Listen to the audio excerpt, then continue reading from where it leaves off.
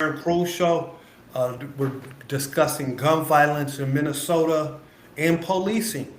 I'm happy to have Stephanie with me today. I have Stephanie Dyson here today. She's a mother, and I have Stephanie Pruitt here today. She's also a mother here in Minnesota who recently lost a son.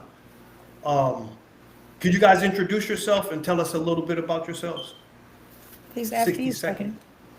Okay, well, my name is Stephanie Dyson, and I unfortunately I haven't lost a son really, but I'm dealing with injustice in the Minnesota judicial system, state and federal. Um, a little bit about my situation. I was framed in 2019 by Cook County officials in Chicago, and then they were in conspiracy with Hennepin County sheriff. Is it okay to name names here of the police and judges that are involved, or Freedom of is that speech. okay? Hi, Yeah. is that Okay, we're okay? good. I had some echoing. Yes, ma'am. Okay, so I can name names. Yes. Okay, okay. So I was framed by Detective Jason Hughes in Minneapolis Sheriff Department, as well as three FBI agents there. And my children were kidnapped at gunpoint. Two 4-year-old twins and a 5-year-old, all girls. They had no authority to come and take my children. They created false documents, false allegations saying that I kidnapped my children and fled to Minnesota, all kind of things. But long story short, I was incarcerated for 3 years on false charges of child abduction in Cook County, Illinois, Chicago. And I ended up uh, learning the law while I was incarcerated. I had the charges dismissed. All of the judges were conspiring against me. The public defender was conspiring against me. It was so much, but I learned the law.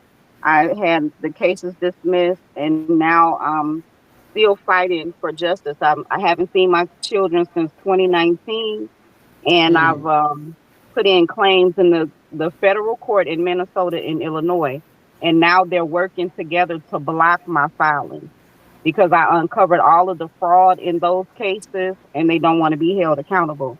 So it's a lot of judges that in the judicial system, federal and state, especially Minnesota, that need. I've reported them to the Washington D.C. officials. One of the officials is the Chief Justice John Roberts of the Supreme Court.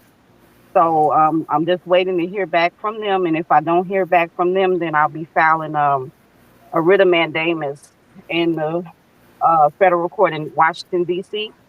to have them to compel them into action. But it's just amazing how the federal court in Minnesota and the state court, Hennepin County State Court, they don't go by any laws, and they're also blocking our access to court and to remedy when we've been, done wrong by the court system. And that needs to be addressed. That needs to be stopped. So that's my little spiel. But I have a lot going on and a lot I want to address. Thank you. We're gonna come back to you too. Okay. Ms. Ms. Pruitt, you wanna? Yes, thank you. Hello, good evening. My name is Stephanie Pruitt, and I am the mother of London Marcel Woodbury, who was shot and killed this past September 21st, 2024. This was the night that there was a shooting on 5th and Hennepin, downtown Minneapolis. My son lost his life. Another young man, 1 year younger than my son, Benjamin Haggerty, lost his life, and about five others were injured that night. I have video from people that were there that filmed and videoed from the people in the intersection, all those young adult people of color arguing, beefing in the streets with the late night safety plan team, the bicycle rapid response team were all present. Then we know that at the first precinct they have the little headquarters and the incident commander and their support staff and they're monitoring everything. Everybody's watching, but no authority is doing anything. Nobody's doing anything. There's two Can, violent fights that break out. I mean, brutal. There's people getting stomped into the concrete, and one officer walks up and turns right back around. Now I'm, they have a young man in custody being charged Steph, with everything. And Steph, I just don't. can you tell us a little bit about your son before we get into that? London was a very bright light. He was very active. In his younger years, he was very active, like an indigo child, and he had complications in school. He had the IEP and the BIP, and he was very active. His mind had to be entertained, and they weren't working on a level that was entertaining, so he found other things to do. And we worked through that. He graduated from HRSA, the High School for Recording Arts. He got into music. He was very involved in the community. At a very young age, he was with the Northside program, the Cookie Carton, with his older brother Adam Pruitt. They did a lot of community gardening and things as such. And then Adam and his girlfriend founded or co-founded Brightside Produce, and he worked with them for a very long time. In fact, when all these things were forming in his adult life, he was working with Brightside Produce still, that day. Not the day he died, but shortly before that he stopped working with them. But he's been a pillar in the community, a member of Shiloh Temple. He was baptized. Um, in his music, you can hear him talk freely about Christ and giving his life to Christ so he could guide him to the light. Talks about prayer, videos and reels that he has on TikTok, Instagram, Snapchat. Yes, he was no angel. He had a shadow as well. Um, he had a couple cases that he was fighting. One in the state level got dismissed. The Fed level got dismissed. Honestly, I don't know if that's because they just didn't have it or if it was because he got killed. He's so brilliant. He was really ahead of his time. He was very intelligent, very wise, very compassionate. He just had a son on September 5th, 2024. And his son had the blessing of his father in his life for 15 days before he was shot down in the street. And in the videos, the police are accused of having shot him. They say that somebody opened fire on him, he fired back, and the police shot him. There's people verbally saying, "You shot the wrong guy, he was defending himself." Hmm. Now there's a young man in custody. I do not feel that he is responsible for killing my son. I believe that the Minneapolis Police Department is using him as a scapegoat. They have my son's case privatized. You can't see anything in his case. There's been zero transparency.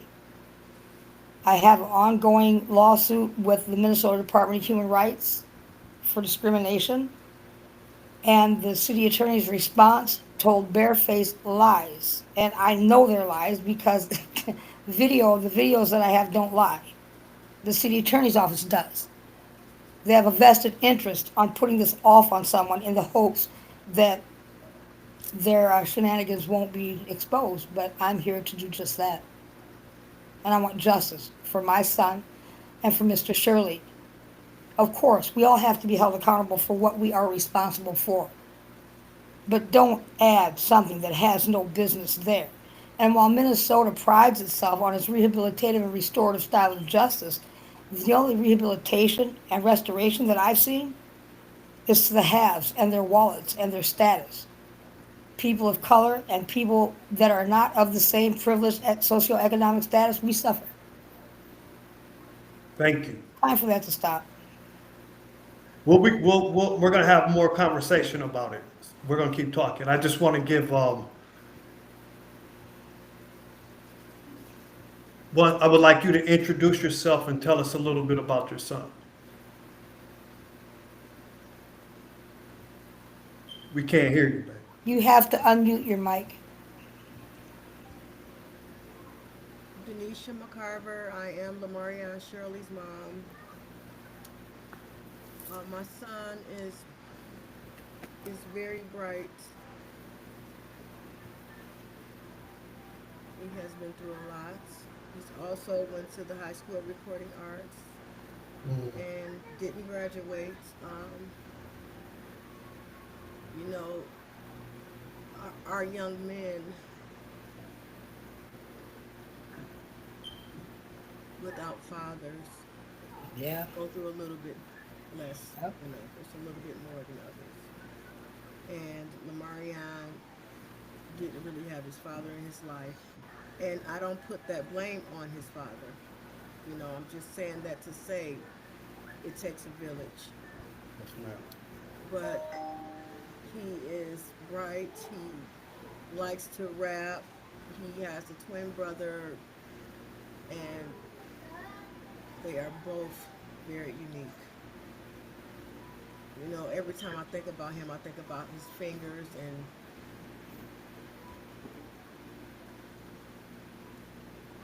I don't really want to get into detail of the events because it's kind of a very soft spot for me and Miss Pruitt. If there's any way you can speak up or turn your volume up a little bit too. I know, and I want to commend both of you guys for coming in and just even having dialogue with each other and reaching out and talking to each other under these circumstances, because this is real hard to do. And I think if more mothers took this route and spoke to each other during this time, it could stop a lot of feuding in our community. So I commend both of you ladies for coming on and having this discussion. And I know you guys been talking, speaking to each other even before this, so I want to Yes, commend you on that too. We are But not each other's enemy. no, Both our sons have been victimized. I'm not saying that either of them don't have any guilt or responsibility in this situation because they both do. oh, they But there's a do. bigger underlying problem here. Yeah. And we are not each other's enemy. Like when we spoke the other day, I apologize for my part in being part of the problem. I haven't had a lot of time actively being a part of the solution. I have to own that. I have to take responsibility for that. Your son is just as much a victim as my own. And my son is the lucky one because he's not here. He's in heaven. Your son not only is still here, but them people got him. And they're trying to pull they're trying to do something they ought not be doing. And they know it. And you know, to be I don't want to see that. and Keep- to be a part of this world living in poverty, Yes. you know, the judicial system knows that you don't have $1.5 million. It's unconstitutional. They're not supposed to put anything on you that you cannot afford, and they just violate all kinds of things all the time. They violated a lot. They violated his constitutional rights not by not giving him a probable cause hearing 48 hours after he was charged. There was no probable cause hearing? No, I've never known to be a part of a probable cause hearing. I know that a complaint goes to the city attorney or district attorney or whatever, and they have a choice. Either they got to cut you loose or they charge you. I've never been present for a PC hearing. Not that it doesn't happen. I've just, excuse me, and I do have a history. I'm not bragging about it. I'm just saying that I've been present. You know what I'm saying? And the way they do things today is a lot different than the way they used to. The things they're doing today, I don't know where they're pulling that out of somewhere you're not supposed to see. I don't know where that's coming from. So what, I have a piece of video, the first video. And so what makes you, Stephanie, you say you think the police, and I'm not saying that they did, just for, I'm not saying that the police shot him or somebody's not guilty. I'm just saying let's discuss why that might be, why you think that or why that's in your mind. And so I'm gonna play this video and then Let's we can watch the discuss. video.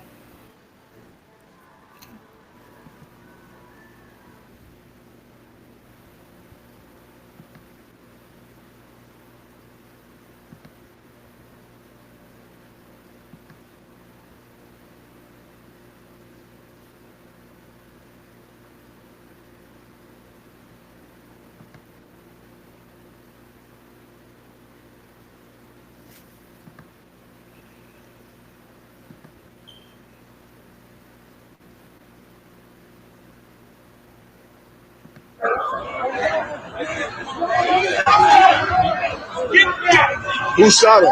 Hey, the police shot him? Yeah, the police shot him.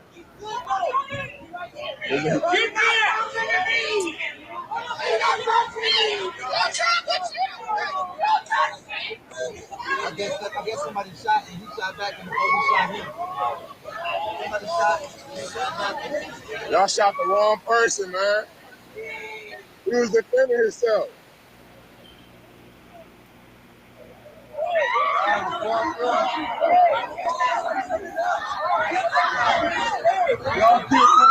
Get back!